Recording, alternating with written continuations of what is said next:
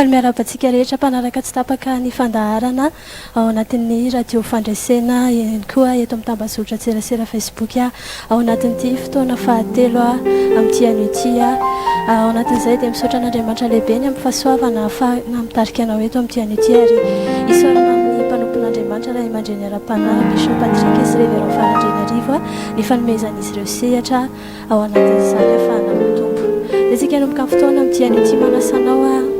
misaotra an'Andriamanitra tsika hideran'Andriamanitra tsika amin'ny voninahitra an'Andriamanitra melohany andraisintsika indray tenin'Andriamanitra amin'ity an'ity hiaraka hivavaka sika eo amin'ny fona rehetra indray nentina manasitraka anao androany dia mitombontsoa ny fahasoavana omenao anay ahafahana hitrany Andriamanitra mbola mihaona aminao ahafahana hitrany mbola mitoetra amin'ny fanatrehanao ahafahana mbola mandrehanao miresaka aminay isanandro isanandro dia mbo misaotra anao manokana any amin'ity fotoana androany ity izay ahafahana indray mbola mandrehanao miteny aminay isaorana indrindranao ary tonga eto anatrehanao izay ame voninahitra anao anajanao anandratra anao hideranao satria Andriamanitra tsara loatra amin'ny fiainana isanandro anao ho anao rery ny voninahitra androany ho anao rery any midera sy ny aza tsara indrindra avaty anatin'ny fonay androany amin'ny anaran'i Jesosy Kristy dia tsika misaotra an'Andriamanitra dia ndeha ataontsika izany ery izany hoe isaorako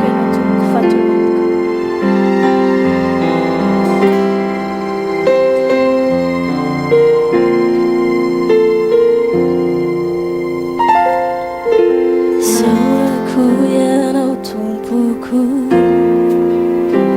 Fotoambavaka.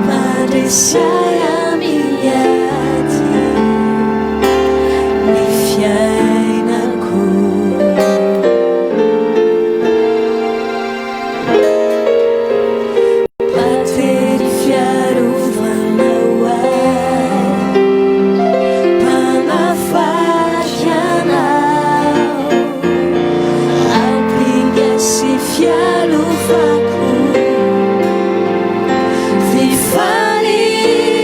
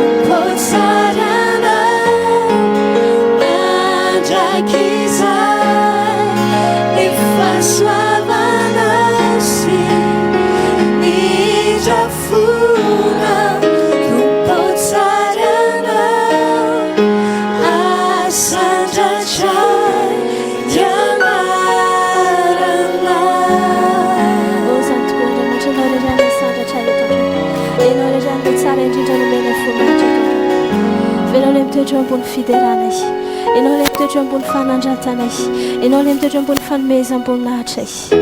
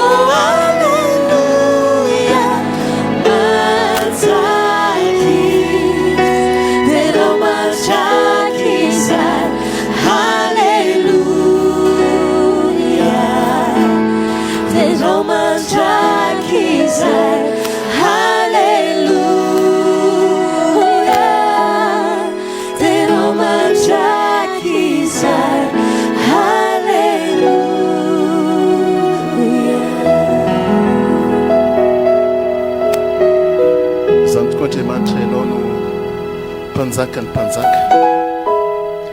ianao ny manjaka amin'izao rehetra zao satria asan'ny tananao zao rehetra zao ianao ny tompony fanapahana any an-danitra tia tany hatrany ambany tany ianao no mendrika ny dera sy ny aja ny sotrary ny voninahitra anao efa hatramin'izay zany aranao mandrakizay misotranao zay satria minao nay ty fotoana ty Andriamanitra itoerana eto amin'ny fanatrehanao raisy ny toeranao fanamasina amin'ny anaran'i Jesosy misaotra tompo amen. Miarabantsika rehetra manaraka n'izao fandarana mivantana eto amin'ny Facebook zao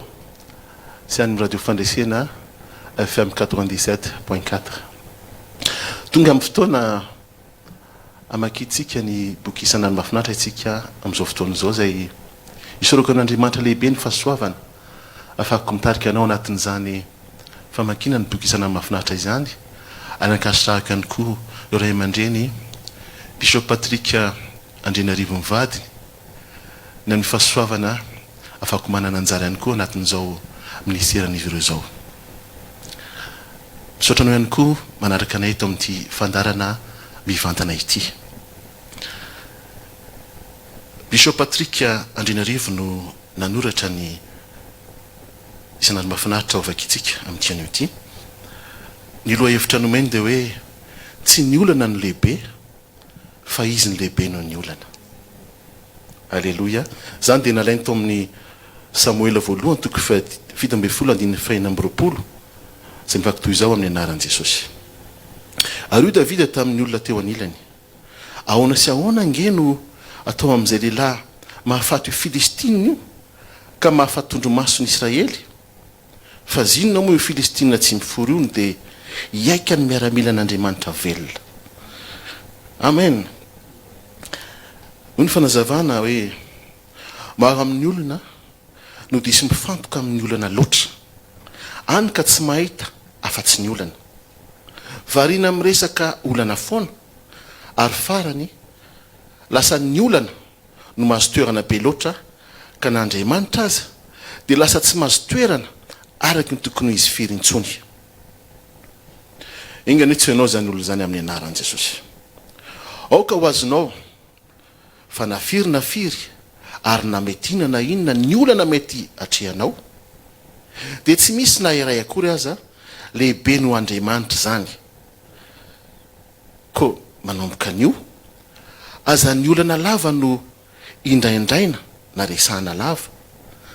fa resao ny fahalebiazan'Andriamanitra ao manoloana ny olana. Mety mandalo fahasarotana ianao zao na ady mangotraka nefa ny anatin'izany dia lazao fa ny Andriamanitra ao dia mahagaga ary tsy misy zava-mahagaga tsy hainy atao. Ary noho izany dia tsy maintsy maharesy foana ianao, tsy maintsy maharesy foana ho ahy ianao. Aza dia variana amin'ny resaka tsy fananana lava na tsy fampina fa lazao mandrakariva fa ny Andriamanitra ao dia Andriamanitra mpamatsy sy mpiandry tsara ary maty zay rehetra ilainao eny anome anao mihoatra noho ny ampy aza ka tsy hanan-java mahory ianao na amin'inona na amin'inona fa ny zavatra rehetra dia ho tonga tsara amin'ny fotoana ilanao azy avokoa. Io mpanompon'Andriamanitra mamarana azy hoe tadidio sy no mandrakizay fa tsy misy olana lehibe izany fa ny Andriamanitra ao no lehibe ary tsy ny olana no lehibe fa izy lehibe noho ny olana. Amen. Misy fanekemponoana ho ataontsika amin'ity anio ity. Atoko ilay izy dia avereninao amin'ny fandresen'ny dara-tanteraka naiza naiza toerana misy anao amin'ny anaran'i Jesosy. Lehibe ny Andriamanitra, mahery izy, magaga izy, tsy misy zava-magaga izay tsy hainy atao. Lehibe noho ny olana izy, lehibe sy mahery noho ny fahavalo rehetra izy, lehibe noho ny aretina sy ny zava-misy rehetra izy. Lehibe izy ary mino sy mahatoky ny heriny aho amin'ny anaran'i Jesosy. Amen. Ny fantaniana apetraka amin'ny mpanompon'Andriamanitra dia hoe misy fahavalo lehibe no Andriamanitra ve? Faharoa dia hoe inona no mety olana iverinao fa tsy vitany vahana. Misy ten'Andriamanitra kosa izay sary amin'ny mpanompon'Andriamanitra antsika hosaintsika andro aman'alina amin'ity anio ity dia amin'ny Salamo 5:7 andiny fahatelo izay mifankitoy izao amin'ny anaran'i Jesosy. Fa Andriamanitra lehibe Jehova ary mpanjaka lehibe ambonin'Andriamanitra rehetra izy. Lazao hoe amen. Hiditra amin'ny fandarana manaraka isika.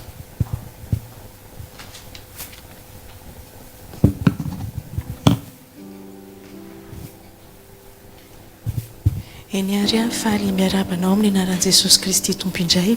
manaraka ny fandarana mifantana fotoambavaka mifantana irahanao amin'ny Église évangélique Chaîne amin'ny tiany ity misaotra ny tompo lehibe moa ny amin'ny fahasoavana tompontsoa omeny andro any mbola fahaky manompo azy ary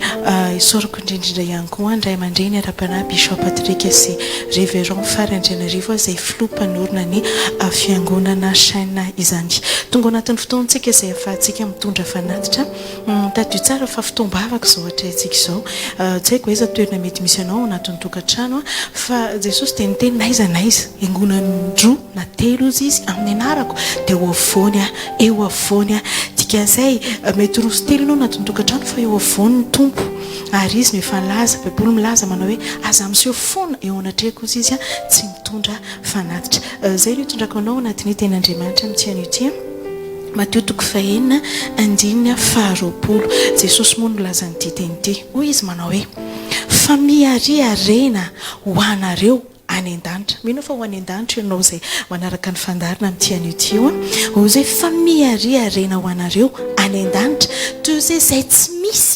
misy kalalao na arafesina manimba sady tsy misy mpangalatra manambitrano na mangalatra. Noho izay miariarena ho anareo ho any an-danitra. Isany anankiray fomba anankiray ahafahantsika miariarena any an-danitra satria Andriamanitra tsy dia mila ny volantsika loatra fa indrindrindrindra ny ahafahantsika mamafy ho an'ny fitoriana filazantsara. Koa amin'ity anio ity manasanao anome ny fanatrao olazaiko aminao moa ny laharana izay ahafahanao mandrotsaka an'izay fanatrao izay amin'ity anio ity raha toa amin'ny M-vola dia ny laharana 034 81 984 83 averiko 034 81 984 83. Raha ohatra indray ka Airtel no Airtel Money no andefasanao azy dia ny laharana 033 02 092 30 averiko 033 02 092 30. Zay no ahafahanao mandrotsaka ny fanatitra ao amin'ity anio ity. Mandritra ny fanatitra dia ndehantsika mbola hideran'Andriamanitra dia aorianan'izay dia hiverina eto isika mbola akasitraka an'Andriamanitra sy amin'ny voninahitra ny anarany.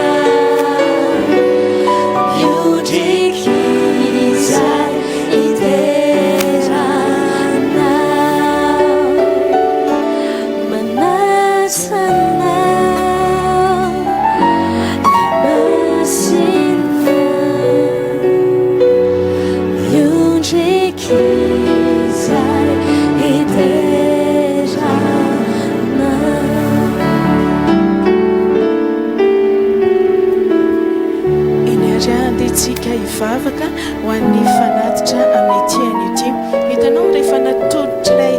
zazalakely teo apela tanan' Jesosy ny mofo dimy sy hazan-drandro. Rehefa natolony teo amin'ny Jesosy Kristy dia izao tsy nijanona mofo dimy sy hazan-drandro fotsiny tsony ilay izy fa nahavoky olona tsy omby 10,000.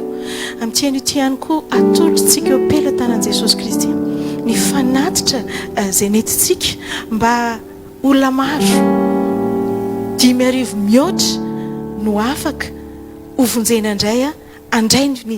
fiainana indray avy amin'ny Jesosy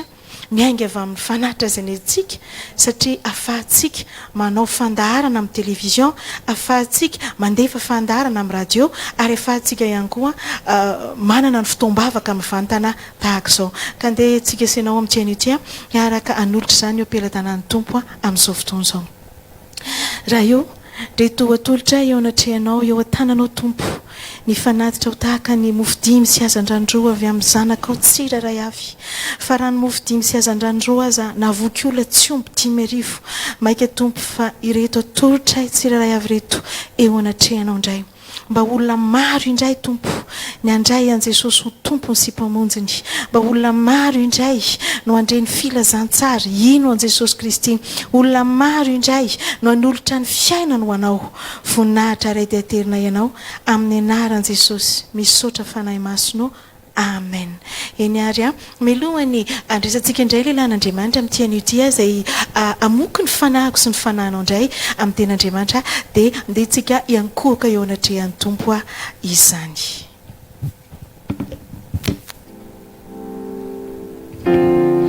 Dia tsika hanaja an'Andriamanitra misimisy androany masiny ianao.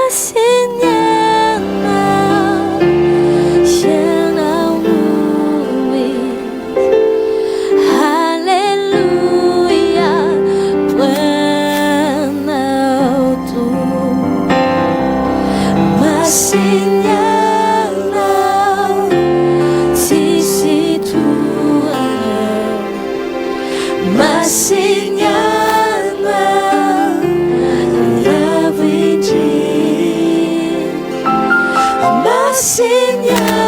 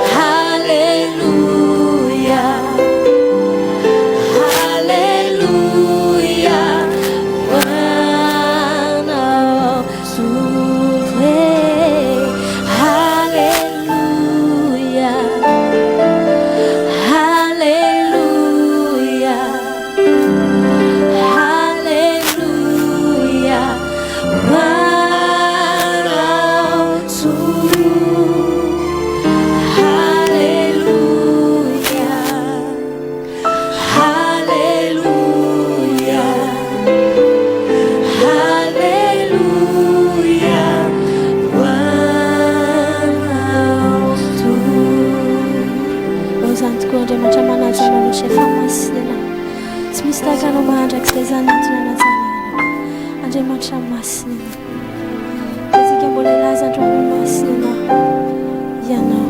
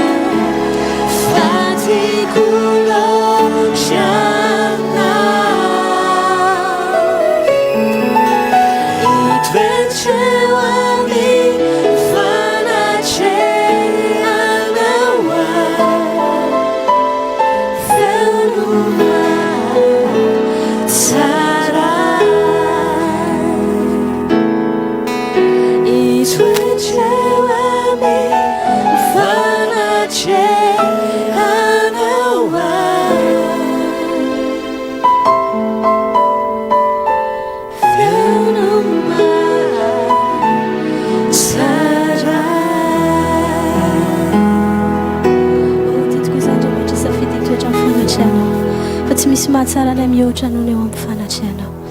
Eto anatrianao izay miondrika androany. Eto anatrianao izay manaja anao androany.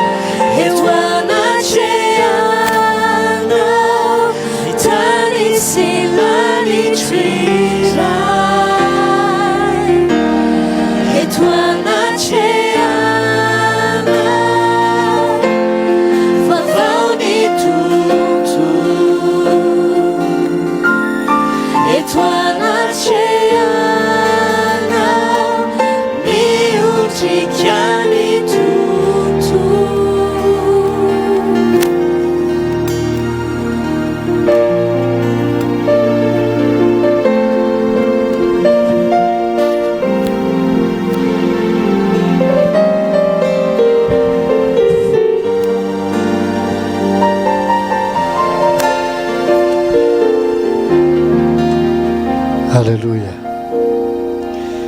Lehibe loatra io andriamantsika io. Faly miarabantsika rehetra indray tafahoana tao anatin'tia fotoambavaka izay amin'ny Facebook ty en ligne moa zany sady koa nefa mandeha koa amin'ny radio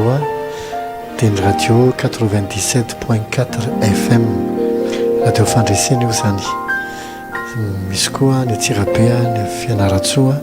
ny Majunga dia ny 102.4 FM izany. Mampirisika antsika rehetrarehetra mba mpafantatra ny olona rehetrarehetra izary amin'izay azontsika atao rehetra indrindra antsika amin'ny Facebook mba hanaraka ny fotoambavaka satria tsy tiako tsy hoe atao fotsiny fa hoe alahady ny andro fa isika mila mikolokolo ny fifandraisantsika amin'Andriamanitra.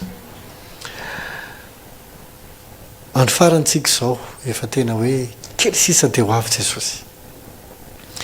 Raha ny famantarana rehetrarehetra no jerena dia efa tena fohy dia fohy sisa ny fotoana anantsika. Ary raha tena efa tena mandinika azy dia ohatran'ny hoe inona no mbola tsy iverenan'i Jesosy. Presque efa feno filazantsara izao tontolo izao. Ny tany rehetra. Hatrany amin'ny tena izay tsy tonga ny olona efa tonga ny telefona. Efa dia ataoko efa maheno filazantsara ny olona. Mety misy ihany angamba ny tena tsy maheno.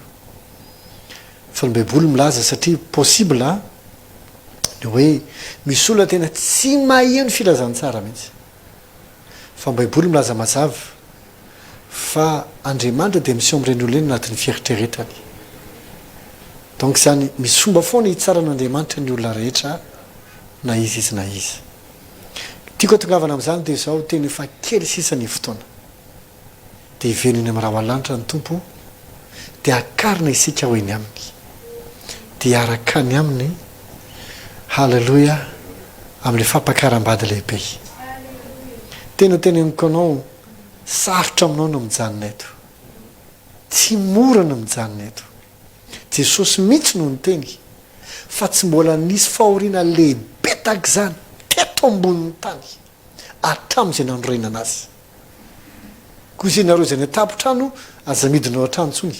izay any an-tsaha aza miverina ao an-tanàna fa ho mafy de mafy zany fahoriana izany ka isika zay le tena hoe zay le grande tribulation zany le fahorim-be isika zay zanak'Andriamanitra voniny de akarina isika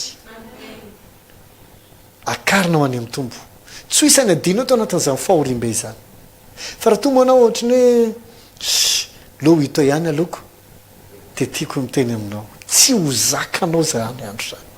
tsy vitanao zany ka de n'izao miverena ikolokolo ny fifandraisanao amin'Andriamanitra de tsika hivavaka raha io misaotra anao zay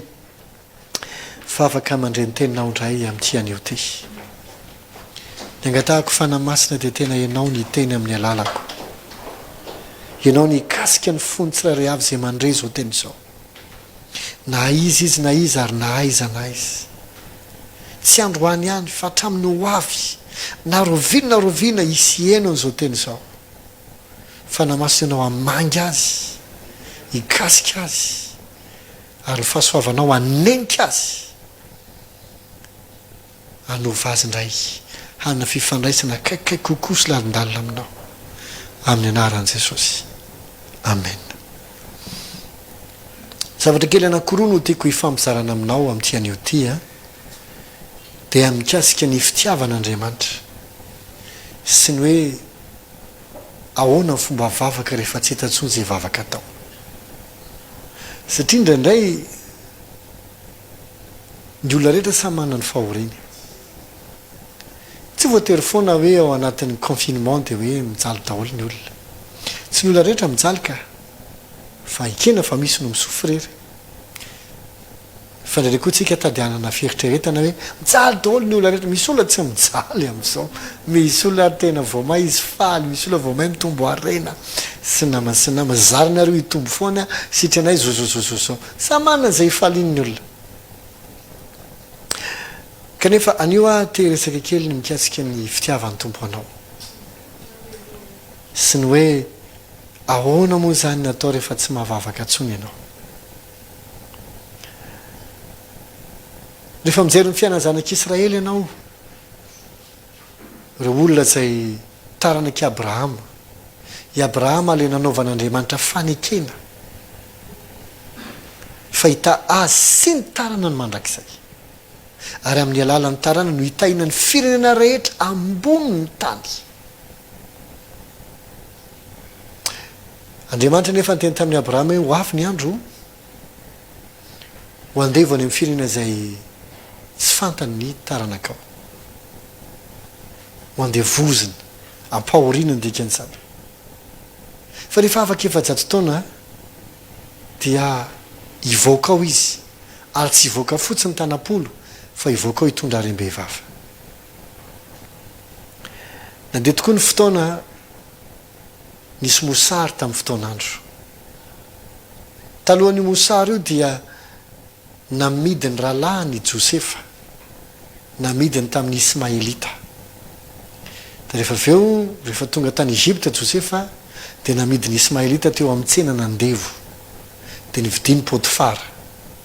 dia tonga esclave na hoe andevo tao an-tranon'ny Potifara rehefa tao nandeha ny fotoana dia nitsiritra azy ny vadin'ny Potifara dia nikasa hisavika azy fa Josefa nitsoaka ho Josefa hoe ataoko ahoana ny fanaozan-dratsy lehibe zany eo anatren'Andriamanitra fa ny zavatra rehetra efa napetraky ny tomboko amiko dia ny vadinao zany amin'ny fitokisana afa-tsy anao rery any tsy eo ambany fifehezako tsy hanao an'izany ao izy dia rehefa aveo sotomin'io vehivavy io ny lambany dia aveo izy mody nitabataba hoe tedavy ny aolana tato an-trano dia nigaro Josefa mafy zany lalovan'i Josefa zany fa rehefa aveo nefa nandeha ny fotoana nanofo Farao ary tsy fantany zay dikany nofony natsona daholo ny mpitsikidy sy ny olon-kendrina Egyptianina fa tsisy navita namoaka ny nofony sy ny heviny dia farana ntsony josefa dia josefa nandika ny nofiny ilay lehilahy tovolahy hebreo kely tany amin'ny tany egyptianina hebreo izay lasa tanakavanana egyptianina teo an-tanany ny tain'Andriamanitra ny firenena. Dia rehefa nandeha ny fotoana tiany farao josefa satria tena feno fahendrena izy ary natonga ny Egypta nahery vaika tamin'ny fotoanandro. Rehefa nandeha ny fotoana dia natsony josefa ho any Egypta ny fianakaviany 70 izy tamin'izany, ny dadany sy ireo ralahany ny vady aman-janak'ireo sy ny mpanompony vitsikely ireo tamin'izany 70 isan'isany ny alavy tany amin'ny tany Kanana nakany Egypta. Dia ny maro ireo fa rehefa nandeha ny fotoana dia maty farao, le farao izay tena tiany josefa fa farao hafa indray nandimby azy ary io anankiray io rehefa nandimby azy dia nahita hoe ohatrany me maro loatra reto hebreo reto zareo israelianina falao a ho andevosika reto amin'izay a tsy reto ny domina ny firenentsika. Nandeha koa ny fotoana nefa maty koa josefa dia ny mafy amin'izay ny fanandevozana fa itiny mahagaga ao anatin'ilay tantara. Rehefa mandika ianao ka manao kajy ianao afaka manao kajy ianao ao anaty baiboly fa nandritra ny 530 taona dia vitan'ny Israely niaritra fanandevozana. Ireo Israelianina tsy nakany mba ho andevozana fa vokatry ny fijeriny Egyptiany hoe maro loatra reto ka lasa reto lasa hanapaka antsika ny farany nefa tsika ty amin'ny firenentsika dia aloha reto andevozana omena asa mafy dia nipotra amin'izay stratégie rehetrarehetra nandra-pahatonga an'ireo tena nijaly. Ity ny zavatra mahagaga ana amin'ny olombelona avy amin'ity tantara izay tantaraiko anao ty amaky andeha hitsoratra masina rehefa avy ao. Isika olombelona manambo-po hafahafa izay mahatonga antsika mahay mampifanaraka ny tenantsika na dia amina zavatra manandevo antsika azy. Ny zavatra nahagaga atao anatin'ny nandeha ny herintaona tsy nitarain'ireo, nandeha ny 2 taona tsy nitarain'ireo, nandeha ny 10 taona tsy nitarain'ireo, nandeha ny 20 taona tsy nitarain'ireo, nandeha ny 50 taona vita amin'ny foana flexible be mihitsy izy na mafy ohatriny ao anazy ny fanandevozana vita amin'ny foana nampifanaraka ny tenany tam'le izy. Azay tena zavatra mahagaga amintsika olombelona. Za tsy sanatria koa hoe contre ny confinement fa mba hoy aho hoe mila mandinika ihany tsika indraindray. Be da be ny information mivoaka eran-tany zao mikasika an'ity coronavirus ty, ny fanafodiny zay osy ny sasany tsy ekenay zany, misy ndray miteny hoe vaccine, misy miteny tsy ekenay koa zany. Raha riva dia resaka aminao mikasika ny andro farany ary vavaka ho anao amin'izao vanim-potoana izay sarotra sy manahiran'izao. Raha riva sika resaka azy tsara fa hoy aho hoe ao anatin'ny vanim-potoana tahaka izao dia jerevy nge zavatra mitranga nytiako atongavana dia eto fotsiny tsy medrika tsy resaka zavatra lavitra aloha. Vao mandeha tamin'ny télé tamin'ny maly tamin'ny TVM hoe mitoy ny ame anara-pahasalamana 12 andro dia efa vetivety kely tonga dia efa miparitaka amin'ny Facebook hoe tiandray hony to 12 andro dia efa be da be ny ola mamaly dia efa zay zany tao ahoana fa dia atao trano. Hitanao isika olombelona aingana be mihitsy mampifanaraka ny tenantsika amin'ny zavatra mafy izay mahazo antsika. Teny vitantsika anaty fotoana faran'izay foy fa ity ny mahagaga ny manova ny fisainantsika ho amin'ny fiainana me tsara ela be tsika vao mahavita. Ary zay ny ola ny zanak'Israely teto. Ngamba efa zatra ny asa mafy izy satria ambinina be, tsisy olona ambinina tsy miasa zany.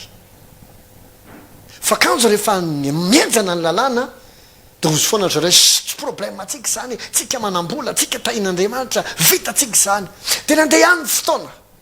nandra-pahatonga ilay izy tsy zaka ny intsony fa ity nahagaga efa ho 30 am'zato taona mahery tsy nitaraina mihitsy izy, tsy nitaraina mihitsy izy.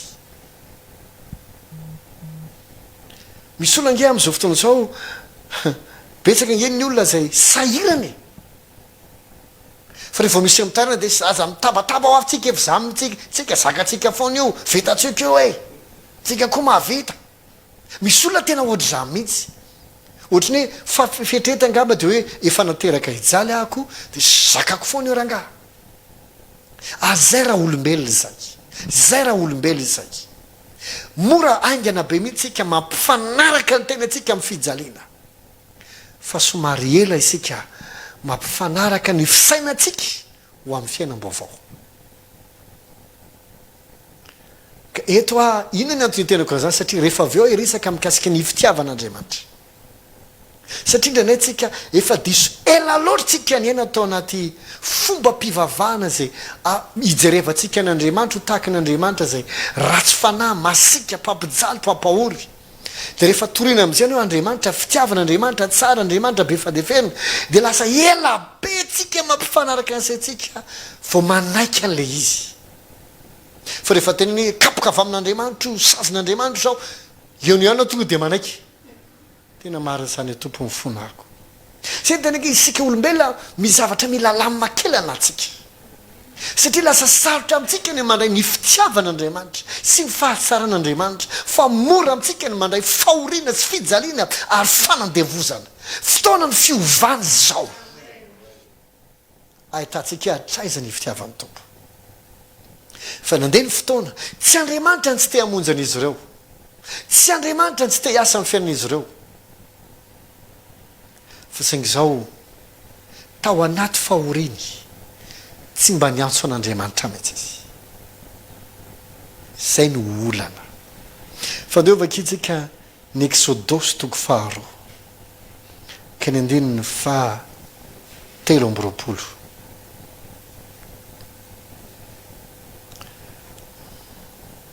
Exodosy toko 10 ka ny andininy 7:20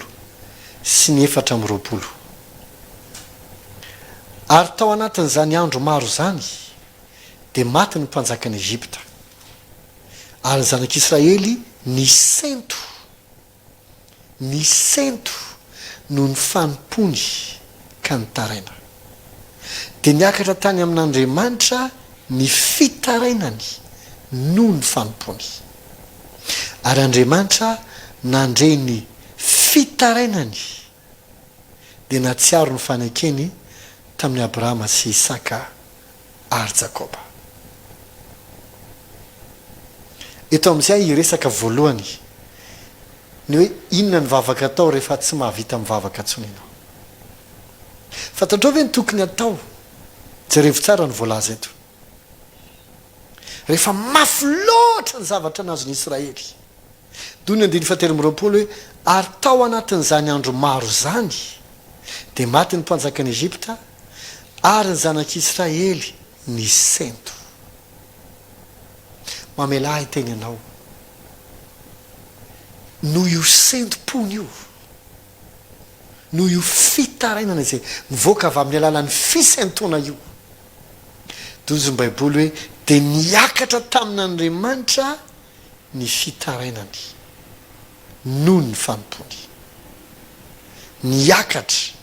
tamin'Andriamanitra ny fitarainany noho ny fanompony. Mamelahy mba hamaky azy amin'ny teny frantsay. Ozy hoe longtemps après le roi d'Égypte mourut et les enfants d'Israël gémissaient encore sous la servitude et poussaient des cris, ces cris que leur arrachait la servitude montèrent jusqu'à Dieu. Ça nous est nisya gémissement nivoaka avy amin'ny Israely. Gémissement, fisentona. Tout ça nous dit Dieu entendit leur gémissement et se souvint de son alliance avec Abraham, Isaac et Jacob. hoy zay ren'Andriamanitra ny saintony ny gémissement any. Ino moa ny dikany hoe gémissement raha amin'ny dictionnaire anjerentsika? Ny dikany dia hoe son vocal inarticulé et plaintif. Son vocal, feo zany, son vocal inarticulé zany hoe tsy mahita mot hitenena anazy ianao. Tsy ianao miarticulé le zavatra tianao lazaina, feo fotsiny. Nefa le feo izy hoe et plaintif, sady mitaraina. Zay natsoina hoe gémissement, zany hoe fisentona tena hoe toko ohatra hoe maditra ny zanakao, vavaka ianao tsy hitanao tsony zay tenenina, fosifotsiny na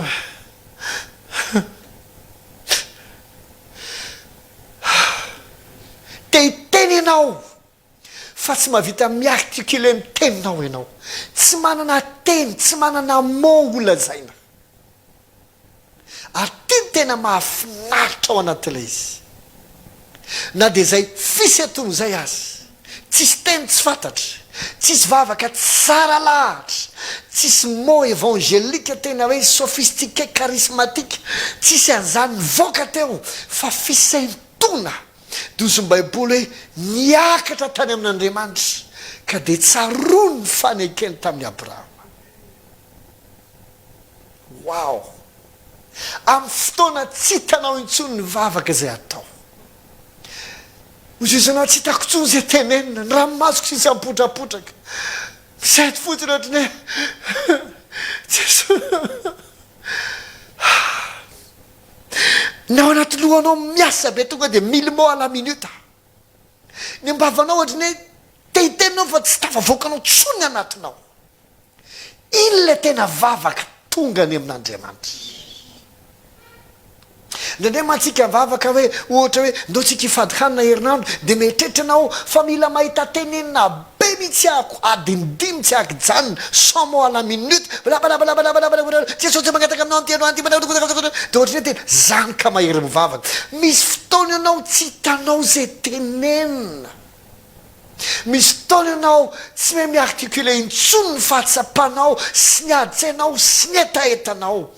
Ohatra ny Andriamanitra mba izy ianao mba afaka miresaka ve, fa ohatra na ianao zay tena zany a tsy voalazanao intsony le tianao tenenina. Amin'izay fotoana izay alefaso ny sopiranao, ny sentonao, ny gémissement anao, fa hitanao ino ny tena ino any an-danitra. Nisy olona anankiray izay nanana zavatra tena nakarary ny fony, dia lasa izy nivavaka. Toy izay vao andeha andohalika hivavaka izy zany hivavaka mikasika le zavatra zay tsy zaka ny fahamarary azy, fa andeha andohalika nivavaka hozy izy tsy nahateny firy akory, tonga dia nitomany tsy akijanona, dia naheno hozy izy olona ohatra mipofo anahako, mampahery azy. Hitanao misy fotoana ianao amin'ny fiainana, amin'ny fiarahana amin'ny tompo. Satria ho anao zay mety mieritreritra hifady hanina herinandro ohatra, satria za mamporisika antsika mifadiky hanina amin'ity herinandro ity, na dia fifadikanana partiel azy, dia mety misy amintsika milaza hoe tiana daholo mitenenina amin'izany, ty ary ty zange paster na nivavaka ataoko ary tsy hitako, satria mafy loatra ny zavatra anatin'ny saiko any. Manoro anao andro any io ny fisentona, avoay le izy, indrindra na tsika lehilahy, satria ny lehilahy dia nampianarina tamin'ny mbola kely hoe ny ankizy lahy tsy mitomany zany. Fa même na dia Jesosy azy nivavaka tamin'ny fitaraina tsy azo tononona, tamin'ny ranomaso, ary rehefa enonao ny vavaka nataony dia fehezanteny ray eo raha azo atao esory amiko ty kapoaka ty, tendradradrada nitomany izy. Ary efa jerenao ny elanelana nisy an' Jesosy sy ny mpianatra dia 500 mètres lavitra, fa reny mpianatra ny vavaka nataony, reny mpianatra. baiboly dia milaza mihitsy hoe nanaraka fanarahana nianatra fanarahana tamin-dranomaso izy zany hoe tsy maintsy niondrika tamin'andriamanitra mafy tam'ilay izy fa misy fotoana izy tsy mahateny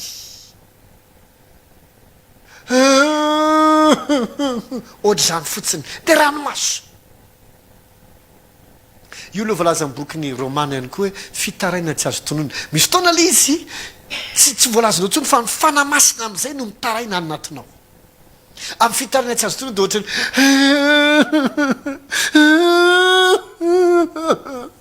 tsy hainao hoe maninona misy fotoana indray a tsy zay lay izy fa hainao mihitsy no misento dia hiteny ianao fa io mandoalika ianao epoditry ny fandrinanao eo alohanao ny baiboly fantatrao zao izao no angatahako fa tsy hainao no milaza azy amin'iny fotoana iny avoaina ny fisentonao azy les gémissements anao fozony baiboly hoe Dieu entendit leur gémissement ren'andriamanitra ny fitarainany ny fisentony kaza mitomany hoe tsy maintsy manan-javatra tsara be da be alahatra rehefa mivavaka ary aza manamelo tena hoe tsy hitako tsony zay teneny mety misy amintsika ohatrany tianao akapokapoka amin'ny fandrina ny lohanao tsy hitanao tsony zay tenena tsy hitanao tsony zay alahatra ary nenao rehefa tsy mahateny ka tapitra ny adindray adiny roa dia manamelo tena indray ny mbola ataonao ahoana navavaka tsara anao teo tsy mamaly anao navavaka fa ahoana tsy hitako zay teny nefa tsy azonao nivavaka ianao teo iny fa tsy fantatrao nivavaka ianao fa saingy tsy nahavita ny articule anao tsy nahavita namoaka teny ianao fa fisetona ny laninao sento tsy akijanona nandritry ny adiny ray nandritry ny adiny roa dia anao mieritrehitra fa tsy henin'andriamanitra ao n'izy izy mibokany exodosy nengevaka itsika exodosy toko fahaenina ka ny andininy fahadimy exodosy toko fahaenina ka ny andininy fahadimy ozy hoe ary koa zao efa nandre ny fitaraina ny zanak'Israely zay ampanimpony ny Egiptianina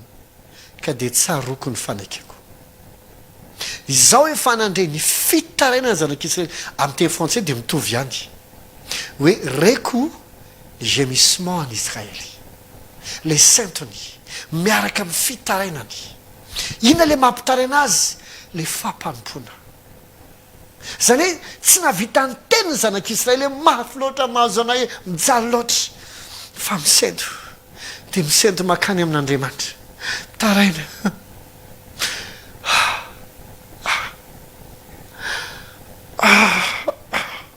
te hiteny fa tsy mahavita mety ohatra ina apetrahana fotsiny ao ala vibrika io dia ataovy tsy afa mamaly Andriamanitra renao zany tsy mamaly fa mitaraina fa ao anaty ao Andriamanitra ny eritreretana fozy ny baiboly hoe niakatra tany amin'Andriamanitra ny fitaraina tao anaty fampanimpony zany hoe izy mijaly io izy ampahoriana io mety ny anao tsy misy Egiptiana mampahory fa mety ny vadinao mampijaly anao mety ny asanao mampijaly anao mety ny ditra ny zanakao mampijaly anao mety ny pitakotrosa mampijaly anao mety be da be ny zavatra manavesatra anao rehefa miteny ankizy ohatra ry mama ve zany dia tsisy vola foana ny mamisy anandro vako zao mety satria mety tsy manambady anao mety tsy fantatro matyvady lozam-bady tsy haiko zay mahazo anao mety ray mpianakaviana koa ianao ngamba fa mety tsy miasa dia latsaindra matovadinao latsaindra ray aman-dreny fa mbola apetraka amin'ny ray aman-dreny nareo hoe fitoana mbola veloma foana mba metreta ihany nefa efa mba miezaka ihany ianao anatinao any ianao tsy mamaly fa misento metrehitra Andriamanitra te hiteny ianao fa tsy vitanao miarticule azy sonao metrehitra fa tsy henon'Andriamanitra ren'Andriamanitra ny fitarainanao toy izy tamin'ny Mosese hidina ka hamonjy azy amin'ny fotoana tsy hitanao zay lazaina mandalana hitokana hevitra fotsiny azy ao misento ao mitaraina tsy voatery mila vavaka lava be tsara lahatra bien articulé tsara feno fehezanteny mahafinaritra ianona azo amorona kira mihitsy tsy voatery zany lay izy misy taona tsy manankolazaina ianao fa mamelahy teny ianao aza manamelo tena raha ohatra zany fa mivavaka ianao amin'iny so anao mieritreritra tsy navavaka ady anay fa nysendosendy sy ny tomany tao fotsiny nivavaka ianao tamin'iny ao anozy izy ny tenin'Andriamanitra ny heriko tanterahana amin'ny fahalemenao mety ozy ianao akaniangy ny reo rako ny mahatonga an'izao rehetrarehetra sao e diso fanapa-kevitra diso taona napa-kevitra diso zavatra natao a diso tsy haiko be da be mety azonao tenenina rehetra de mety efa mampiony anao izy zakaiko foana rangazy atoy ianao zany famboarinao ny sainao amboarinao ny fonao fa ny anatinao any tena renao mihitsy misy zavatra tiako moramora marary zay atsony teny gasy oma miadana so mba teneniko anao aza vela ikika anao foana ny aditsaina sy ny alahelo sy ny vaisatra fa mandehana mivavaka ary raha tsy hitanao tenenina mandehana amin'ny sento mandehana amin'ny taraina ary na de tsy hainao ary miartikulena mandahatra ny teninao tsy manina midi fotsiny ao de mitomany ao fa anatin'izay ny tompo ieno anao amaly anao fa Andriamanitra ty atsika ary Andriamanitra tsy manara atsika aloha seoko anao ny fitiavan'Andriamanitra Luka toko 5:10 filazantsara Luka toko 5:10 zay inoko fa maro amintsika no mahay azy ndio vakitsika manomboka amin'ny andiny ny faraka 12 Luka toko 5:10 vakitsika manomboka amin'ny andiny ny faraka 12 miresaka le tantarany zanak'adala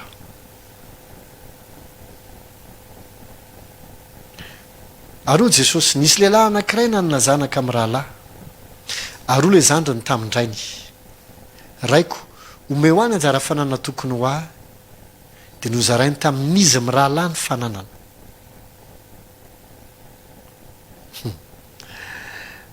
le izy mantsy le zokiny rehefa ao ambanimbany ao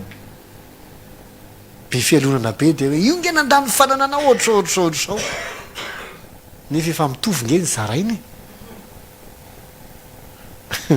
ary mbola afaka miara manao fety fa le zokiny tsy mety ary le fety nefa tsy avy amin'ny fanana le zokiny nalaina fa ny amin'le dadany ihany atsidiko kely fotsiny toy atsika ny andininy 7 ary noho ny afaka kelikely dia nangolon'ilay zandry ny fananany rehetra ka lasa nakany an-tany lavitra izy dia nandany fananany tamin'ny fiveloman-dratsy tany ary efa laniny avokoa ny fananany rehetra dia nisy mosary mafy tamin'izany tany zany ka nahantra izy dia nandeha izy ka niankina tamina tompon-tany anankiray tamin'izany tany zany ary dia niraha ny tany an-tsaha hiandry ny kisoa ary satry ny amen'ny kibony tamin'ny voankazo fihinany kisoa fa tsy nisy nanome azy ary raha nody ny sainy dia hoy izy indrisy maro ny olona manan-kanina maro ny olona karamainy raiko manan-kanina be diabe fa izao maty mosary eto iainga aho dia ody any amin'ny raiko ka anao amin'ny hoe raiko efa nota tamin'ny lanitra sy teo anatrehanao aho ka tsy mendrika atao hoe zanaka ao intsony fa atao fitahaka ny anankiray amin'ny olona karamainao aho dia niainga izy ka nakany amin'ndrainy fa raha mbola lavitra izy dia tazandrainy ary nena azy izy ka niazakazaka dia namena ny voziny sady nanorika azy ary ilay zany nanao tamin'ny hoe raiko efa nanota tamin'ny lanitra sy teo anatrehanao ka tsy mendrika atao hoe zanaka ao intsony fa raha ny kosa nanao tamin'ny ankizilahany hoe alao haingana ny akanjo tsara indrindra ka ampiakanjoy azy ary soperatra ny tanany sy kapa ny tongony ary eto ny zanakombona fa ka vonoy ary aoko sika inona sy faly fa ty zanako ty efa maty fa velona indray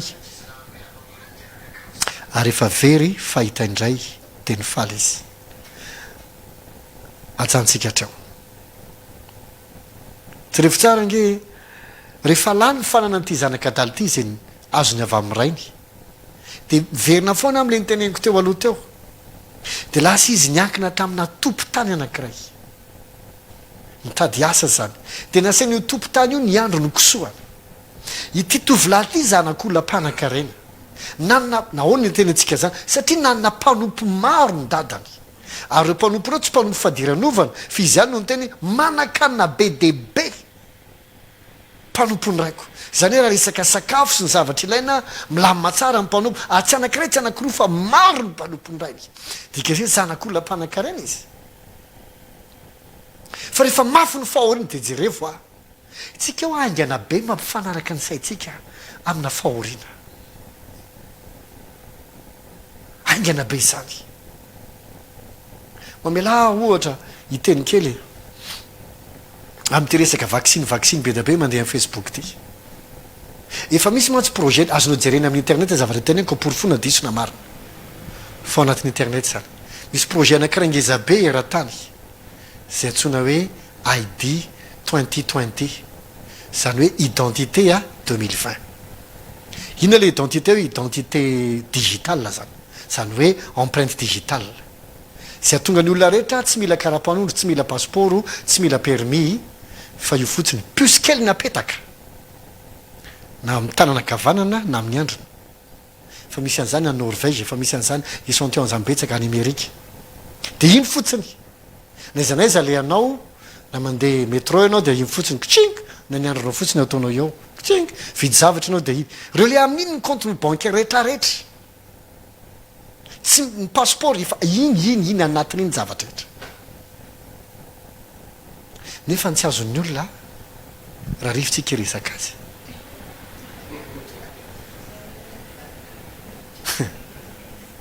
rehefa tena mamaky an'io ianao sy mijerina eo anaty baiboly ianao raha ohatra zany ao ka tsy mamaky baiboly de ohatrany hoe tsara kosa zany ranga am'izay mba zao tsisy mangalatra koa ny karapanao tsisy misoloky tsony ny passeport anao tsy azonao zay izy raha fijery olona tsotra tsy mivavaka fa ty amin'ny fivavahana le izy de mazava be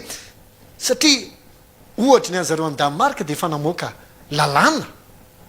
hoe zay tsy maintsy atao tsy manaiky atao vaccine de sady tsy mahazo vidiny tsy mahazo mivarotra izy tsy mahazo koa izy mandeha amin'ny transport public fa mahazo sazy izy ary mety migadra mihitsy azy apocalypse 13 nefa no milazan'izany fa zay tsy manana marika amin'ny tanana amin'ny andriny de sady tsy mahazo vidiny tsy mahazo mivarotra dika zany le plus le vaccine tena tongavana de ametrahana le plus zay atonga anao rehefa tsy anaiky de tsy mahazo vidy tsy mahazo mivarotra inona ny dikan'izany mariky ny biby diny anarana zany raha rivotsika iresaka fa tsy zany aloha ny toroteny zao fa mba ataoko anaty fonoteny fotsiny de hoy aho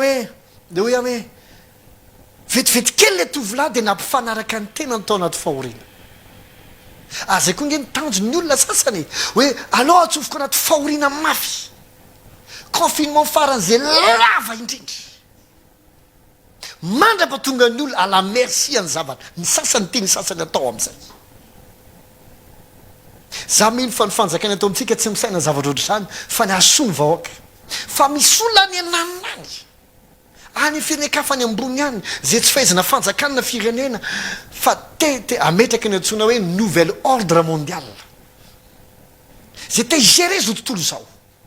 ary isan'ny fomba aingana indrindra de hoe ahoana ampitibirina ny olombelo anaty fahoriana ka mipetraka la merci atsika am'izay itiavatsika azy zay mahatonga amin'ny tena hoe nao mila mitandrina fa maro amintsika vao misy fahoriana de aingana be tsika mampifanaraka ny tenatsika sy ny fisainantsika amina fahoriana fa long be tsika ela be tsika manova ny fisainantsika ho amin'ny fiainam-baovao ary mitombony io amin'ny lafin-javatra be da be na ara-pitiavana na fitezana na amin'ny asa na ara-bola mitombony amin'ny lafin-javatra be da be zany resahako zany ary mila tena mitandrina isika de verenako ny toroteniko de ho iaho hoe lasa izy ny ankindoha tamina tompo-tany anankiray de tsisy namiazy haniko hoanina tsy maintsy faravolona vao mandray karama de le kisoa tam'izany fanana voankazo efa loha de zay satsiny amen'ny kibony lasa hitany le zavatra tsy fihinana taloha lasa hitany ho azo hoanina aingana be loatra ny fiovatsaina rehefa ao anaty fahoriana raha vao tsy mitandrina isika zay na tonga baiboly laza hoe de nodiny saina de tompany ame asy anao fatongava-tsaina aingana ao anatin'izao trangan-javatra mitrango zao zay rehefa nodiny sainy do zay hiverina amin'ny raiko ahako ny zavatra tiako torino eto dia ny fitiavan'Andriamanitra ao anatin'izao fahoriana izao inona ny safidinao ampifanaraka ny sainao ve amin'ny fahoriana sy ny tsifisiana sy ny hoe tsy mahazo miasa tsy mahazo mihinan-kanina dia retako ato sa hoe anova ny sainao anao ka hiteny hoe fotoana amin'izay zao rangaha andeha hitodika amin'Andriamanitra ieny zay olazainy mba andehanako amin'izay atoriny fa ilaza fiadanana amin'ny olona izy manahoana ny fisainanao ampifanaraka ny sainao ve ianao sy ny vatanao ary fiainanao amin'izao zavatra mafy sy mahoro zao sa mba hodiko ny sainao toy ianao hoe sara ngaha tena tsy etony misy atsotro zao ny tokony ho fiainako manao voatra ny Isaka krizy ny andro mosary filistinina rehetra efa nanova fisainana fa tsy fotoana fambolena zao fa Isaka rehefa nivavaka toy Jehovah hoe aza makany Egypta janony ato amin'ny tany mosary fa eto ny tahiko anao engany hody ny sako sy ny sainao ka tena hitady ny tompo sika ary rehefa nody izy tia ny zavatra mahafinaritra le ray ny tazana foana ahoana moa ny tenena baiboly ary efa tazany teny lavitra tena indro le zanany tsy sendra maraina le ray no nitazana azy ny dikan'izany fa isan'andro nitazana teo foana matoa hoe voalita lavitra dia tonga dia fatany hoe le zanany fa raha sendra voandroany izy vao nitazana mbola mila fahazarana be vao mahay manavaka rianandry andambo raha ohatra ka tsy azonao ny tiako teny rapitso vao amin'ny varavarakely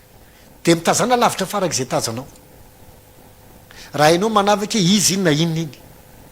fa andramo mandritry ny herinandro isaky ny amin'ny valo ohatra dia mitazana varavarakely ianao ao amin'le teboka lavitra io fa nomboko fantatra ao amin'izay io ndray zao le polisy eo amin'io arabe io lasa hainao azy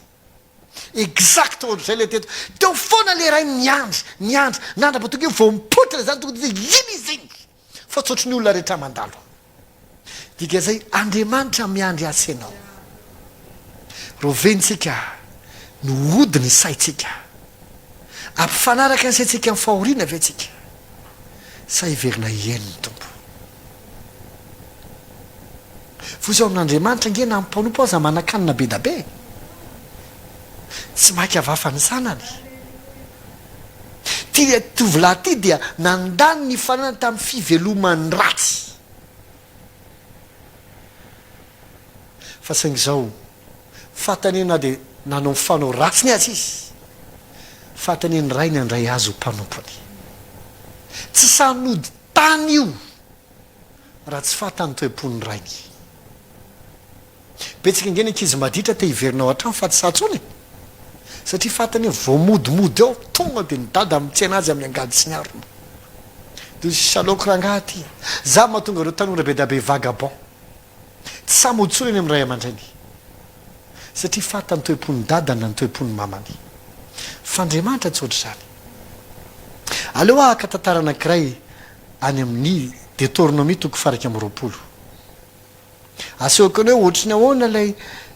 olona tamin'ny andro nalàna sy ny olona ty amin'ny andro fahasoavana tahaky ny ahoana Andriamanitra ny tena marina Deutéronomia toko faraky amin'ny roapolo raha tsika manomboka amin'ny andiny ny fahavalo ambin'ny folo zao lazainy raha misy olona manana zanakala maditra sy manohatra ka tsy mety miainy ny feo an'ny rainy na ny feo an'ny reniny ka tsy zaka ny anarina dia inona mitoyany dia ho samboriny rainy sy ny reniny izy ka hoentiny eo amin'ny lo olona ao amin'ny tanànany eo amin'ny vavahadiny ny tanàna ho nenany dia hiteny amin'ny lo olona amin'ny tanànany izy mivady hoe ity zanaka ity dia maditra sy manohatra ka tsy mihaino feo anay fa mpandany sy fileony andiny faraky amin'ny roapolo dia hitorabato azy ho faty ny mponina rehetra ao an-tanànany ka dia ho fongorina tsy hoe ho aminao ny fanao ratsy ary ny Israely rehetra dia andre izany ka atahotra sao mba fanontaniko aminao io lalàna nomen'Andriamanitra ho an'ny Israely tena azonao antoka tsatsika ve no miteny fa tsy nisy mihitsy tovolahy tao amin'ny Israely naray azy ka mba maditra sy tsy neno ray aman-dreny izany. Ataoko tsika hoe 80% malagasy mpivavaka ohatra zany. Dia ao amin'ireo zanaka mpivavaka rehetra hoe dia tena tsisy mihitsy anankiray maditra. Misy aza fiteny olo hoe zanaka pastera no tena mpanao azy. Fiteny fotsiny zany fa engany etsiny ianao. Dia tiany mahagaga. Rehefa mamaky ny baiboly nefa ianao na mijery amina concordance mihitsy ahafahanao mahita hoe aingana be hoe nisy sa tsy nisy. Tsy mahita ianao Israeliana ray nitondra ny zanany teo amin'ny loholona hoe ity maflosa tsy azo tenenina ndao amin'izay ao toraam-bato. Fa na dia misy azany lalàna zany azy marina ihany ny tengasy manao hoe ny adalan'ny olona maizana fa ny adalan'ny tena tafindama ary na nisy naditra sy tany tsy sahanetiny tany amin'ny loholona. Matoa tsisy tantara na ray azy hoe ino tokoa fa nisy ray aman-dreny nitondra ny zanany teo amin'ny loholona dia netiny teo mbavadiny tana zay hidirany olona sy voany olona hoe ty zazy ty mafilo tsy azo anarina sady mpandaniny be filandratsy. Tsy nisy nitondra na ray azy satria na dia marina aza ny tenyandriamanitra justice tsy maintsy apetraka mba manafondra ray aman-dreny ihany ray aman-dreny hoe na maditra ary ny zanako ohatra ny tsy ho zakako nahita azy ho torahan'ny olona ho faty. Fa saingy izay nefa ny lalàna Andriamanitra nameny io lalàna io tsy Mosesy namorona azy. Andriamanitra nameny ilay lalàna. Zay ny rariny, zay ny intsiny, zay ny justice. Hoe manina ny ray aman-dreny zay niaritra taminao tonga amin'ny teny gasy manao hoe tondra 7 volana kibo, ny baba, ny taizy, napandro, nanasa, namahana, nanalehibe anao niaritra ny zava-drehetra. Tonga amin'ilay tsenjentsika tamin'ny mbola kely hoe neny ny taiza ny baba nanasa dada kosa torovana ny asa. Efa zany fijalian'Andriamanitra nefa ilay kizy maditra amin'Andriamanitra ny justice dia izao rehefa tsy azo anarina voloa faty. Zay ny tamin'ny andron'ny lalàna fa ty amin'ny andron'ny fahasoavana tsy zany fa na dia evitany amin'ny filandratsy ny tany azy toy izy aza toram-bato izy araivo ny kapany desoloy dia ampanaovy kapa vaovao izy. Mosesy tamin'ny fotoana niona tamin'Andriamanitra dia Andriamanitra esoro ny kapanao fa tamin'ny masina nitsahanao. Ny zanak'Adala rehefa nody tany amin'ny rainy tsy niteny esoro ny kapanao fa tamin'ny masina ty fa vao maina ampanaovy ny kapa vaovao. Hitanao amin'izay ve ny différence ny lalàna sy ny fahasoavana. Any amin'ny andro ny lalàna mitaky fahamarinana amintsika foana izy. Tsy maintsy zao, tsy maintsy zao, tsy maintsy zao. Rehefa tsy zany dia zao ny sazy. Zay no mahatonga ny olona amin'izao andro ny fahasoavana izao mbola mahita an'Andriamanitra ho tahaka izany. Any ka mizara roa hatramin'ny mpitoro teny hoe Andriamanitra mahatonga an'izao loza izao, Andriamanitra mahatonga ny coronavirus, Andriamanitra mamono ny olona amin'ny aretina. Tena mifono aminao tonga dia tsoriko tsy Andriamanitra zany nampisy ny coronavirus. Ary Andriamanitra tsy mamono olona amin'ny aretina. Tsy mifanaraka amin'ny teolojia testamenta vaovao zany. Ny aretina misy foana isan'andro era-tany. Andriamanitra daholo ve nieritretinao mahatonga an'izany? Ny arety mandringana inge misy foana e. So dia averinao fefa foana ary ny gripa zay mamono ohatra na ny taiko ohatra hoe ny Ebola mbola misy inge zany e. Ny tazo mahery mbola misy inge zany, ny polio mbola misy inge zany. So dia averintsika fa tsisy fa fanafody fotsiny efa misy. Dia hitrentsika hoe fa Andriamanitra daholo no tonga an'izany. Ny faliny dia tsia nitondra ny aretintsika tokoa izy ary nivaisatra ny fahorentsika. Ndia kapoka tamina azy tranonantsika. Tika zany tsy Andriamanitra mamono antsika amin'ny coronavirus tsisy an'izany. Fa hitanao itsika hoa zatra n'le taloha. Ohatra n'ity Deutéronomie 21 ty hoe vao maditra dia von'Andriamanitra ho faty. Zay mahatonga ny olona anankiray na mpivavaka azy vao nanao adosoana dia manaiky tora-baton'olona. Iny koa inge zao hoe renge niteraka tsy nanambady, inge lozany vadiny, inge olona maditra velona, iny olona mpivavaka ampiatsara velatsia, reny le vavaka sadasady alady ny vavaka fa latsinainy mangalatra koa. Dia satria mety mbola zany tokoa ny fiainanao angamba. Mety mbola ohatra hoe tsy haiko tsy mety milamina tsara ny ara-pitiavanao na ny zanakao, na mety tsy milamina tsara ny tokantranonao, dia ny olona mety misy erreur nataonao ohatra dia be da be no mitora-bato dia ekenao le izy. Tsy zany ny aty amin'ny testamenta vaovao. Andriamanitra tsy mamoaka lalana ntsony aty amin'ny testamenta vaovao hoe toray vato izy ho faty. Fa na dia avany amin'ny adalany aza ny zanany avininina amin'ny finankisoa niakina tamina tompo-tampana ndevo mbola ho ihany izy hoe omeo azy ny akanjo tsara dia asivo-peratra ny tanany azy esorina amin'ny fanekeko esory amin'ny fitafiana mamendra sy manala baraka ampitafy fitafiana vaovao izy fitafiana tsara fitafiana misy endrika fitafiana manome azy aja mba hamatarana hoe zanak'Andriamanitra io fa tsy am'tena io amin'ny lotony io avelo eo rehefa tonga saina izy vao meo hanina tsy zanona atao any amin'ny testamenta taloha tora ho vato izy any amin'ny testamenta taloha vato ny angony aty amin'ny testamenta vaovao fitafiana nomeny any amin'ny testamenta taloha famonona no apetraka aty amin'ny testamenta vaovao fety ny atao any amin'ny testamenta taloha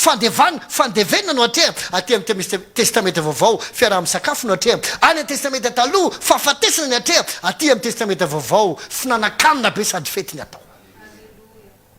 tahaka ny ahoana ny fijerinao an'Andriamanitra le Andriamanitra mampijaly sy mamony ve tahaka ny Deutéronomie 21 rehefa mahita ny zanany maditra sa le Andriamanitra fitiavana zay vonanao festin be mihitsy satria miverina amin'ny zanany fa Andriamanitra fitiavana Andriamanitra tsy mitorabato ary Andriamanitra tsy mpanala baraka ao mason'olona hoe hoeto anatrehan'ny vavady teneno anatrehan'ny loholona lazao amin'ny olon-dehibe sy manam-pahefana ampahafantariny vahoaka rehetra natao hoe vavady mantsy tamin'ny testamenta taloha dia ohatr'izao ny tanàna mantsy dia mifehy tamboho-be misy tamboho-be manodidina ny tanàna dia misy renirano ao dia iny vavady iny hitanao ohatra le amin'ny filma reny dia iny no misokatra dia iny ny epitana mivoaka sy miditra misy fisokafana iny amin'ny enina marina dia mety miditra rehefa mifolo alina dia rehefa mikatona ny vavady dia tsy tafiditra ao tanàna antsony ianao dika zay vavady ny voaka sy miditra ny olona eo zany raha nde ataoko hoe avion dia tsy maintsy mandalo io vato ianao raha voaka siditra Madagasikara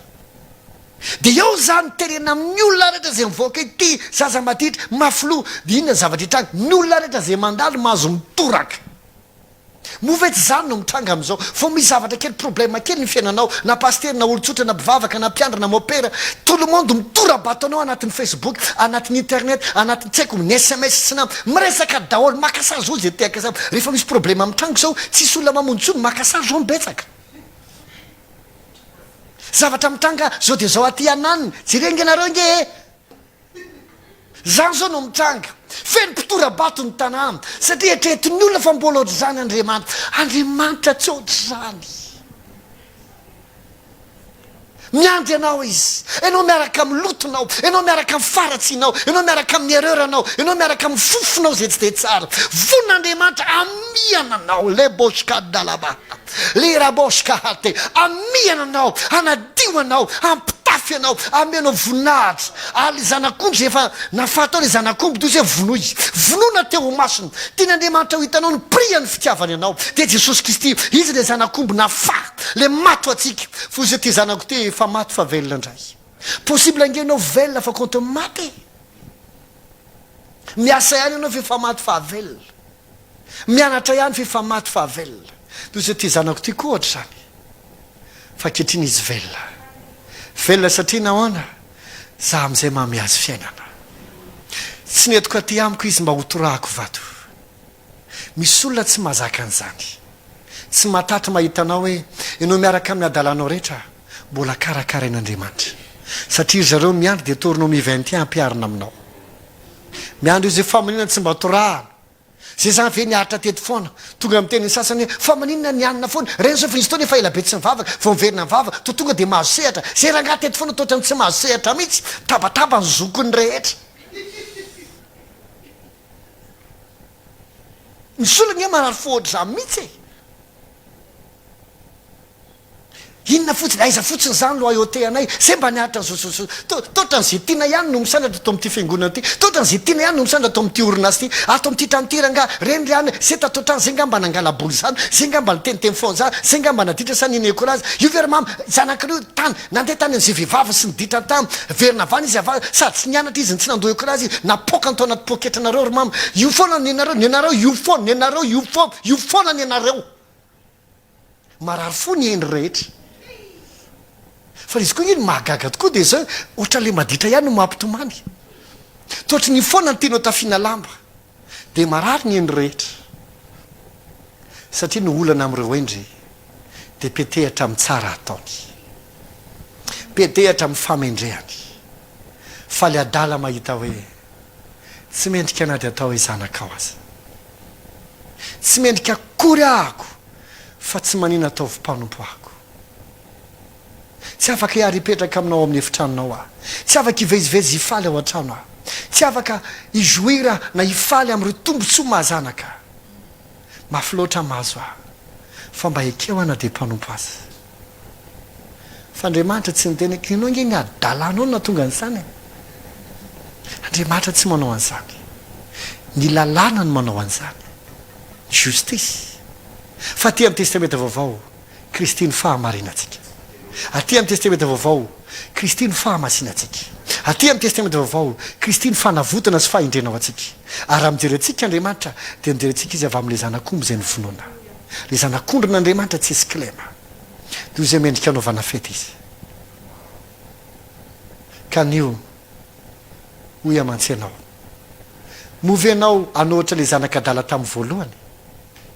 ka mpifanaraka ny sainao amin'ny fahoriana, dia etehitra amin'ny olona mpanandevo sy mpampijaly, mandra-patonga anao inona ny tsy fihinanao, sanatrian'ny vava, samba hodiko ny sainao androany, dia anao ohatra ilay zanakadala hoe zany dia efa tsisy raisina ntsony aza, mba farafarasiny ohatra ny mpanompony, mino fa ho raisiny ahako, fantatro ny toepony dada fa tsy mpitorabato izy. Ohatr'izay Andriamanitra androany,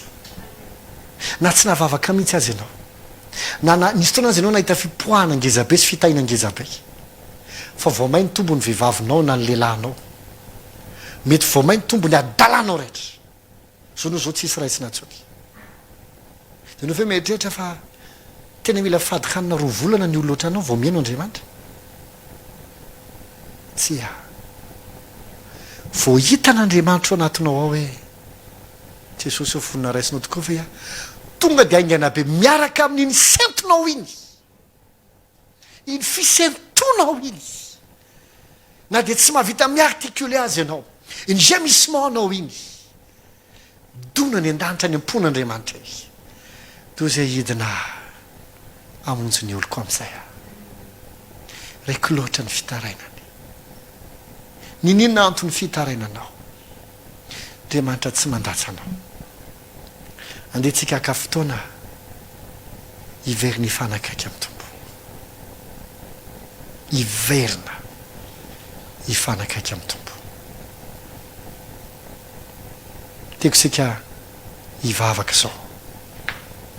tiako hitanao fa ty anao Andriamanitra, ary na mety tsy havavaka be azy ianao, na hisendy fotsiny azy tsy maninona, mihaino anao Andriamanitra. Saika na afaka tsy ataontsika le raha hoe hiverina aminao araiko ilay trotraky ny otana tao, mahatoky ny fosiny saiko fa tsy mba ho lavinao. Milohan'izay tiakanao hivavaka amin'ny fonao rehetra.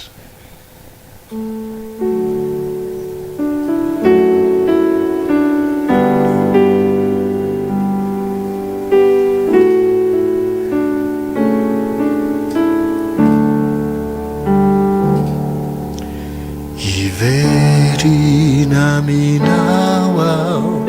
riraikio, ilay trotraky ny otana tao,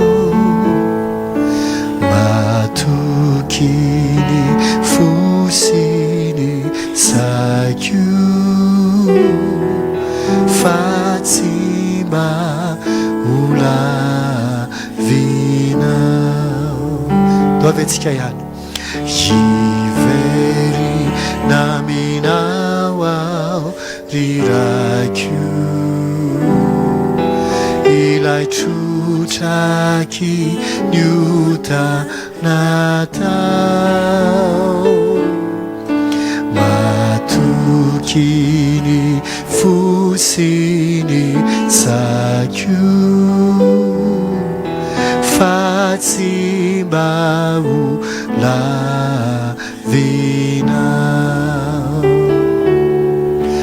Indro atolotro ho anao toko iza ny tenako miaraka aminy ireo alotoako sakambino sy fino aminy sandrinao mba ialoka manelatrao. Tompondreto izay androany tsy tonga iavonavona sotra indrindra fainao koa tsy anala-baraka sady tsy tora-bato, tsy andeha ho dradradradrainao amin'ny loha olona sy ny manam-pahefana sy ny mpitondra fivavahana na ny mpiray tanànany atosoanay, fa mbola vonina mihana anay ianao, mbola vonina ampitafy anay fitafiana vaovao, mbola vonina nasitrana anay sy anangana anay. Tsy te isan'izay hijaly ao anaty fahoriana izay, tsy te ho tonga amin'ilay hoe inana no tsy tokony ho hanina intsony, tsy te ho ala merci an'olona raha tsy fanahy sy izao fiainana izao izay. Te hiankina aminao izay Andriamanitra, te hiverina hifanakaiky aminao. Sotranao izay fainao androany tsy mandahanay, tsy manilika ary tsy manary anay. Sotra indrindra fanamasina, sotra indrindra ny fitiavanao. Gomaila de shikaprone vendala bahady. Iza moa izay no tokony ho tsarovana na iza no tokony ho avelanao elaka fa fananao izay ratsy teo anatrehanao.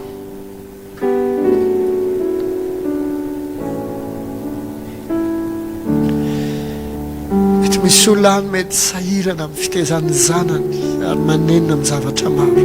mety misy sahirana amin'ny asa izay nataony, mety misy sahirana amin'ny décision ara-pitiavana, mety misy sahirana tompo amin'ny zavatra ary matsiaro maheno an'izany tena izany tomany misy sainy teo anatrehanao. Sotranao fa renao ny fisentonay, renao ny gémissement anay, fangana monjy ny tsirairay avy. Esory aminay ny fitafiana malotonay tsy mamenatra tsy ny fahafambaraka ary ny fofona ratsy. Meo anay fitafiana vaovao dia mba hitondra ny andry Kristy ny rehetra izay. Misaotra fa tsy esorinao aminay ny fanekenao ary misaotra fa avelanao hifaliny amin'ny fiaretan'i Jesosy rehetra izay. Misaotra ny amin'ny fitiavanao. Mety tsy mbola fantatra ny rahampitso ndray volana sy ny hoavy, fa te hitoetra eo anilanao fotsiny izay, satria mahatokony fitiavanao. Dia ataontsika ilay hoe ianao ty ahy tsy miova, fa mandrakizay dia ty ahy ianao.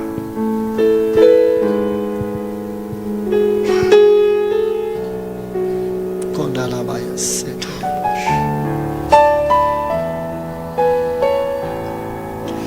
ianao ty ahy tsy miova, fa mandraky izay ty ahy ianao ty ahy ka anao foana azy izao rehetra izao. Tompo mbola ty ahy ianao ty ahy tsy miova, fa mandraky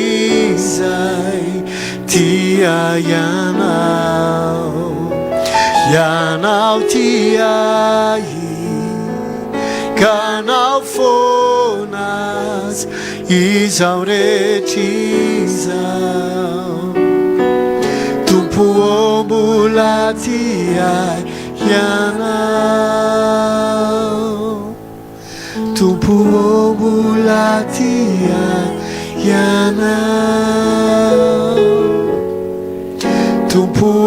mbola tia ianao reny fanahiko anatiko any fa tia andefa olona koa Andriamanitra tahaka nanirany a Mosesy anampy anao sy hamonjy anao averokany tsy ny olona rehetra no mijaly fa misy olona koa antahin'Andriamanitra ary possible izay olo izay fitahinao anao raha eo amin'ity androany ity ho niteninao hoe manana olona maro eto amin'ity tanany ity ako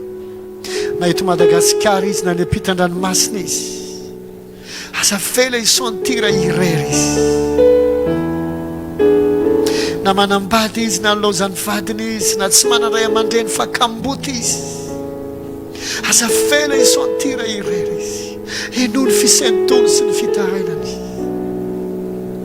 mangataka amin'ity androany ity andefa olona ianao anasitra anazy andefa olona ianao anampy azy andefa olona ianao ampahita fity azy andefa olona ianao ampanankarena azy andefa olona ianao tompo apitraka azy andefa olona ianao amatsy azy andefa olona ianao hiaro sy adiny sy matsiaro misento eo anatrehanao sy milanao tahaka nandrahanao any Mosesy mandefasa olona hamonjy azy maniraha anjely mandefasa anjely mandefasa olona sanatria tsy olona ny ilainy fa ny fitiavanao mihitsy ny tena ilainy ny fanasikisananao aoka ikorina ny fanasitranana amin'izao fotoana izao aoka ikorina ny fanafana amin'izao fotoana izao aoka ikorina ny fanadiovana aoka ikorina le famelombelomana aoka ikorina le aina vaovao avy aminao aoka nenika ny rehetra aoka iboboka le loharano any ekipo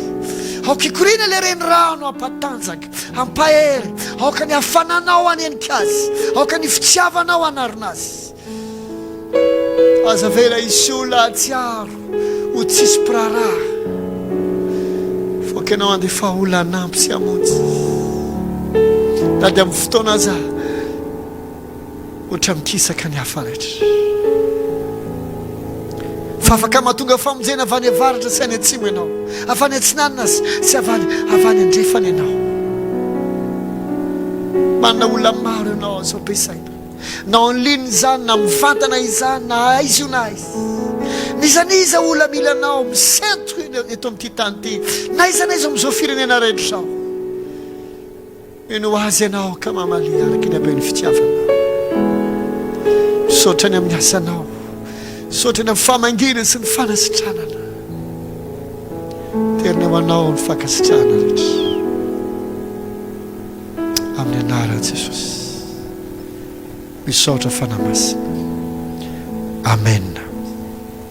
Alleluia. Mino fa nikasika anao ny tompo nampahery anao sy namelombelona anao raha rivotsika mbola miaraka eto amorora sasany fotoanantsika afaka maka pause kely aloha ianao sakafo miaraka amin'ny fianakaviana raha mbola te hitohy vavaka anao mitohiza mivavaka raha renao anatinao any tena reko mbola te hivavaka be aza tohiza mivavaka aza ajanona le izy avy aloha hiasa ny tompo araka ny teneniko hoe amin'ity herinandro ity tsika herinandro masina isan'andro misy fampahirezana amin'ny enina sasany maraina dia amin'ny 12 sasany atoandro dia le amin'ny hariva amin'ny 5 sasany iny misy fotoam-bavaka mihitsy arahantsika rehetra any an-trano fotoam-bavaka ohatra zao hoe fotoam-bavaka zao misy hira misy toroteny dia misy vavaka mba tonga antsika rehetra ao anatin'ity herinandro ity iveriny fanakaiky amin'ny tompo misimisy andray le fitafiana vaovao le peratra le kapa le sakafo-panahy le famatsiana surnaturel anaranofo ara-panahy afatsika mahita ny tompo ndray matoka voantsika rehetra amin'ny Facebook partage au maximum ny zavatra zaraintsika ho antsika rehetra mihaino radio ndray indisteo ampafataro rahalahy sy ny ambavy sy mipino rehetra mifandefasy SMS ny amin'ny fotoam-bavaka atsika fa fotoana zao ifampahirezana mba tonga atsika ahery mandrakariva sy ana fifandraisana misimisy fifambiakaiky ny tompo zay ny fotoana antsika efa hivavaka sika marana fotoana tompo misaotra anao zahay ny amin'ny fotoana menao anay tanyty androany ty saotra ny amin'ny teninao saotra ny amin'ny kasika ao lasaina bavy raha toa ianao any an-trano any amin'izay misy ianao any mahatsiaro hoe zao ianao vao tena hoe anariny ody rasinao amin'izay sy ny sampinao rehetra ary iverina amin'Andriamanitra tanteraka raha voninao hanolotra ny tenanao an' Jesosy amin'izay ka hanompo azy fa izy le Andriamanitra velona le efa mato anao ary nitsangana tamin'ny maty mba amianao fiainana raha mangeta hitandray azy ianao sy iverina aminy tiakanao mery zao vavaka izao taovy amin'ny fonao rehetra Jesosy Kristy tompo mino afaty ahy ianao mamelany fahotako rehetra sasao amin'ilay ranao soa izay narotsaka ao teo amin'ny azo fijaliana mino afa velona ianao satria efa nitsangana amin'ny maty ianao midira atao anatiko androany ovay aho olona vaovao raisao ao aminao fanompo anao amin'ny androko sisa rehetra fianao ny akeko tompoko ary ariko ny hodiko rehetra sy ny sampoko rehetra fianao ny fanahinao sy ny herinao aho tario aho isan'andro azony ahako amin'ny fahasoavanao sy ny sandronao mahery mandra-piavanao ny amin'ny raha hoalinanitra misaotra Jesosy lasaina bavy raha nanao zany vavaka zany ianao zanak'Andriamanitra ianao zao manana fiainam-baovao ianao zao ao anatinao ao raha mila torohevitra ianao sy vavaka zay vona hifanampy aminao foana hanoro-hevitra anao amin'ny fiarahanao amin'Andriamanitra afaka miantso ny telefôniny ianao ny 034 63 688 00 034 63 688 00 fa misy mpiara-miasa voninandray anao sy fampivavaka aminao hifampahery anao afaka koa ianao manoratra amin'ny MP amin'ny Facebook hitanao eo ro paster zay mifandimidimby eto angamba mety efa be da be le amiako ao anaty Facebook de mety tsy afaka manao le manampy namana reny tsony aho efa mezaka ihany aloha hoe migérer le compte hoe ro olona zay tsy fantatra tsy sary tsy sinina de jereko hoe mbola mipotra ve page ka sady tsy mipotra intsony page le olona ny tsy sary tsy sinina de supprimeko mamindrafo amiko aloha satria mety le olona efa tsy mampiasa ny intsony tsy haiko